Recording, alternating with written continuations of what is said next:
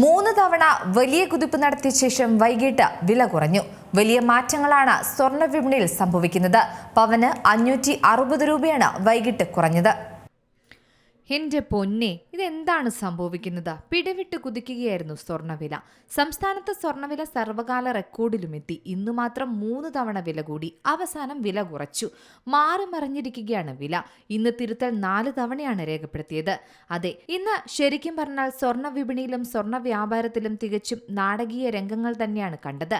രാവിലെയും ഉച്ചയ്ക്ക് ശേഷവും 3 തവണ സ്വർണ്ണവില കൂടി. അതിനുശേഷം വൈകിട്ട് വില കുറഞ്ഞു. രാജ്യാന്തര വിപണിയിലും സ്വർണ്ണവിലയിൽ വലിയ ചാഞ്ചാട്ടമാണ് രേഖപ്പെടുത്തുന്നത്.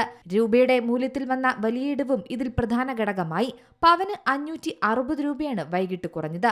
3160 രൂപ വർദ്ധിച്ച ശേഷമുള്ള 560 രൂപയുടെ കുറവ് വലിയ പ്രതീക്ഷ നൽകുന്നില്ല എന്നാണ് വിദഗ്ധർ പറയുന്നത്. 18 ക്യാരറ്റ് സ്വർണം 8 ഗ്രാമിന് 90,280 രൂപയും 14 ക്യാരറ്റ് സ്വർണം 8 ഗ്രാമിന് 70,280 രൂപയും 9 ക്യാരറ്റ് സ്വർണം 8 ഗ്രാമിനാകട്ടെ 45,320 രൂപയിലുമാണ് വ്യാപാരം. ചരിത്രത്തിൽ ആദ്യമായാണ് ഒരു ദിവസം 4 തവണ സ്വർണ്ണവിലയിൽ മാറ്റമുണ്ടാകുന്നത്. ഇത് സ്വർണ്ണപ്രേമികളെ മാത്രമല്ല, സ്വർണ്ണ വ്യാപാരികളെയും സാമ്പത്തിക വിദഗ്ധരെയും ഒരുപോലെ അമ്പരപ്പിച്ചിട്ടുണ്ട്.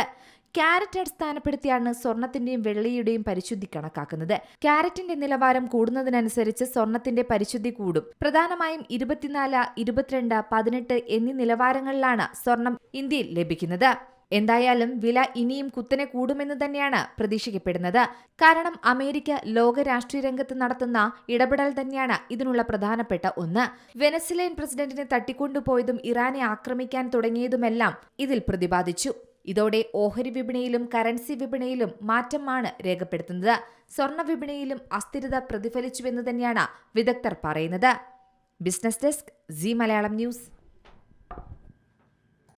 ഏറ്റവും പുതിയ വാർത്തകളും വിശേഷങ്ങളും വിരൽ തുമ്പിലറിയാൻ സീ മലയാളം ന്യൂസ് എല്ലാ ഡിജിറ്റൽ പ്ലാറ്റ്ഫോമുകളിലും ലഭ്യം.